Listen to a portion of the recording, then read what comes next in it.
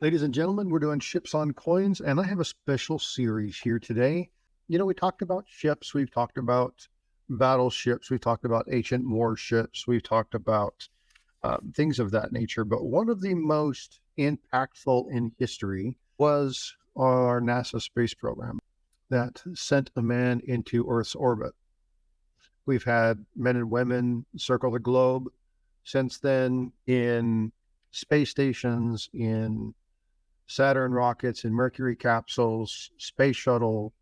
There's been a wide variety of items that have been historically significant from the U.S. standpoint. Now, because we're a global force, you have things like Sputnik, right, where you have the Russian Soyuz capsule and things of that nature. So we got multi-nation collaboration and the space station conducting different science experiments and things of that nature. And it's really brought the world together on many fronts.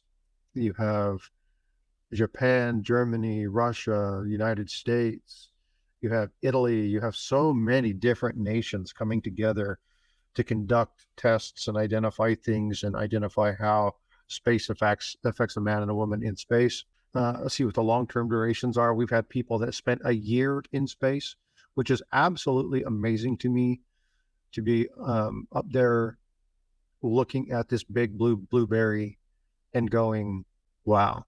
I mean, could you imagine the view, right? It's just absolutely stunning to think about what it would look like out there. I want to talk about this particular round. Now I have to apologize because this thing is so damn shiny that it doesn't matter what I do. I can't get a good image of it because it's so highly reflective that it's very difficult to get any good images of it.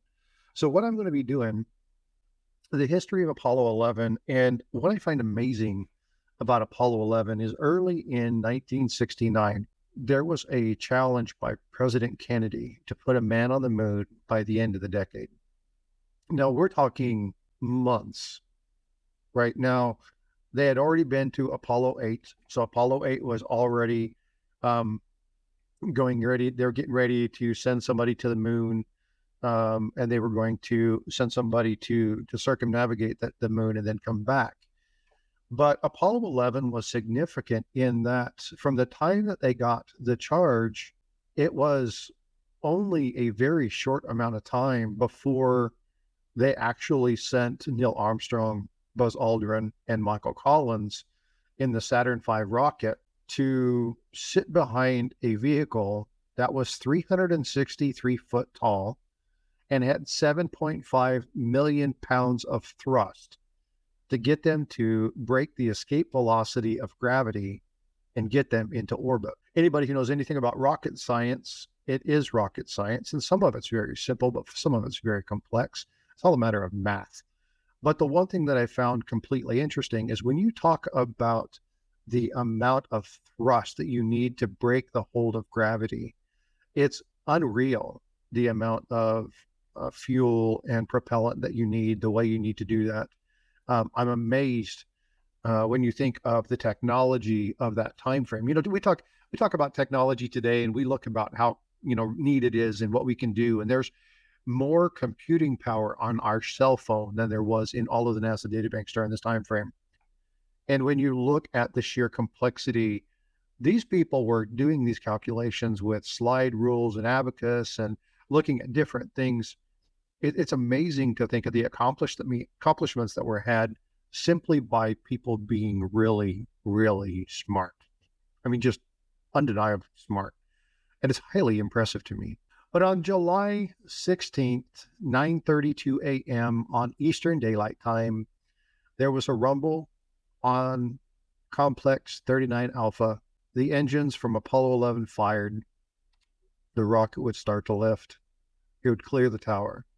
And in only 12 minutes, they would go from sitting on Launch Pad 39A to circumnavigating the Earth. Now, it circumnavigated the Earth about 1.5 times, and they checked all of their systems. Everything was good. They were looked at where they were at, checked their trajectories, and then they were good for go. Now, when they got the go, they were given what they call the translunar injection. And what that means is you're on your way to the moon.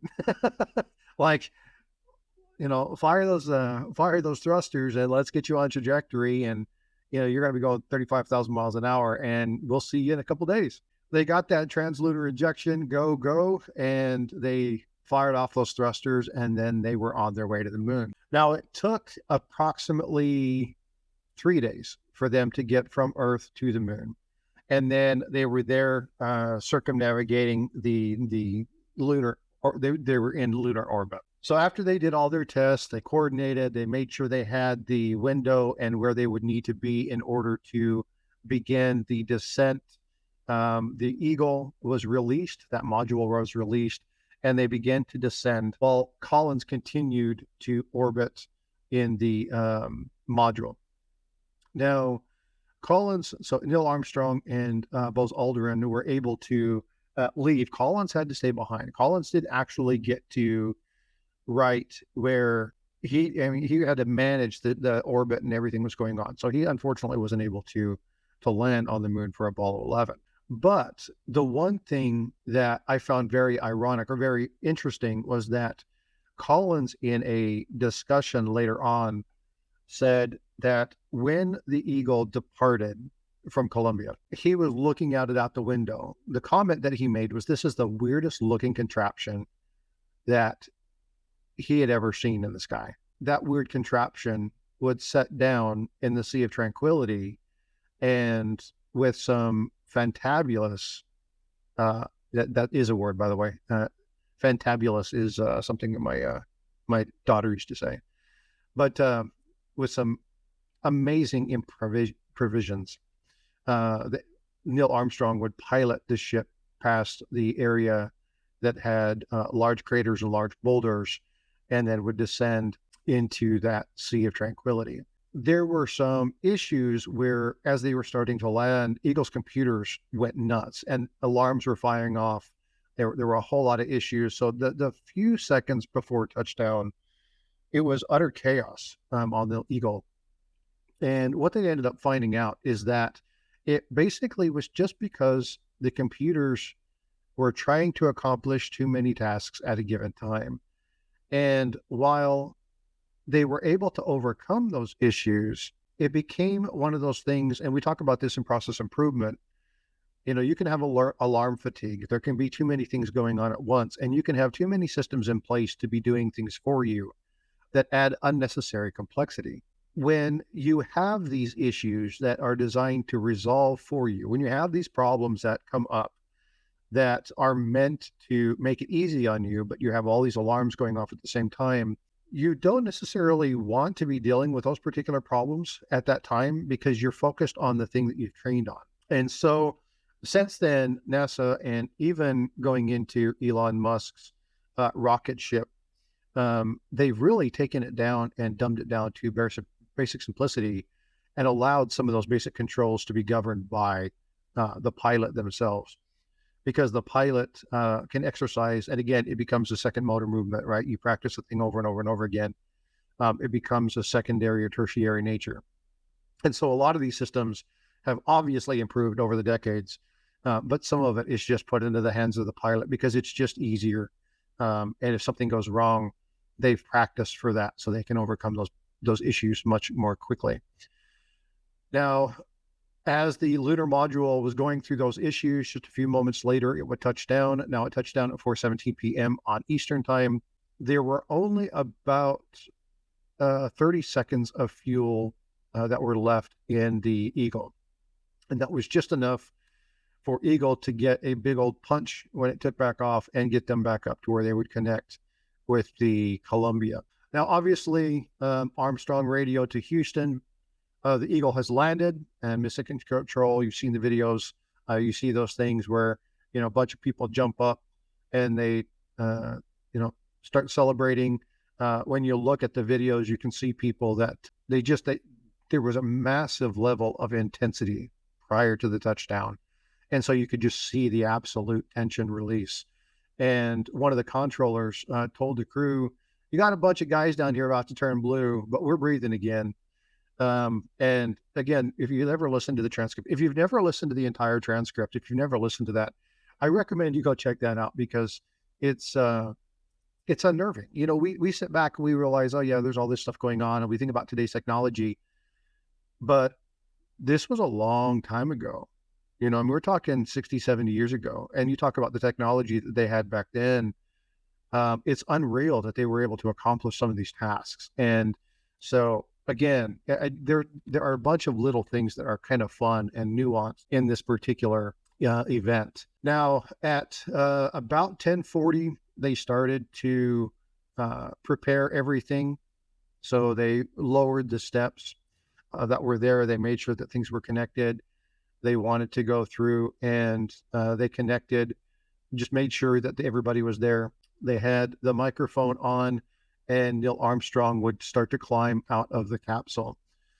At 10:56 p.m., he was standing at the final step, getting ready. The world was on standby.